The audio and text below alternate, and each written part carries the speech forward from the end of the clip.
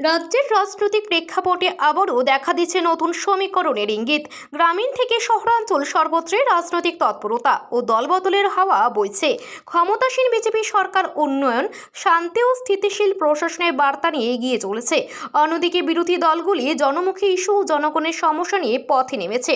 রাজনৈতিক বিশ্লেষকদের মতে আগামী বছর সম্ভাব্য স্থানীয় নির্বাচনকে কেন্দ্র করে সব দলই এখন সংগঠন শক্তিশালী করার কাজে ব্যস্ত। মুখ্যমন্ত্রী প্রফেসর ডক্টর মানিক সাহার নেতৃত্বে বিজেপি সরকার প্রশাসনিক কার্যক্ষমতা ও তৃণমূল পর্যায়ে উন্নয়নমূলক কাজের উপর জোর দিচ্ছে। বিশেষত এডিসি এলাকায় অবকাঠামো, শিক্ষা ও স্বাস্থ্য ক্ষেত্রে বিভিন্ন প্রকল্প ইতিমধ্যে বাস্তবায়নের পথে। অন্যদিকে বিরোধী কংগ্রেস ও সিপিএম যৌথভাবে তৃণমূল পর্যায়ে সংগঠন পুনর্গঠনে মনোযোগ দিচ্ছে। রাজ্য কংগ্রেস সভাপতি আশিস কুমার সাহা ও বিরোধী দলনেতা জিতেন্দ্র চৌধুরী বারবার অভিযোগ তুলছেন, প্রশাসনের নিরপেক্ষতা রক্ষায় আরও পদক্ষেপ নেওয়া প্রয়োজন। একই সঙ্গে তারা সাধারণ মানুষের নিত্য প্রয়োজনীয় সমস্যা যেমন পানীয় জলের ঘাটতি, বেকারত্ব ও নেশা প্রবণতা এসব বিষয়ে সরকারের ভূমিকা নিয়ে প্রশ্ন তুলছেন।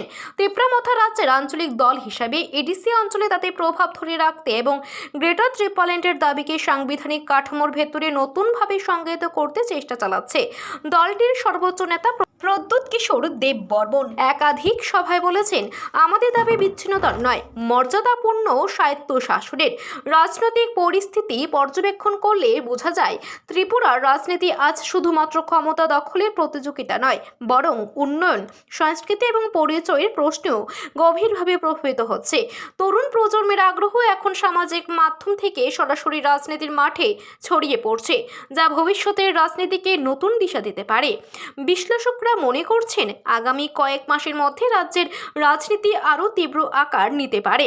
তবে আপাতত ত্রিপুরার রাজনীতি চলছে পরিবর্তনের স্রোতে, যেখানে প্রতিটি দল নিজস্ব আদর্শ ও কৌশল নিয়ে ভবিষ্যতের লড়াইয়ের প্রস্তুতি নিচ্ছে।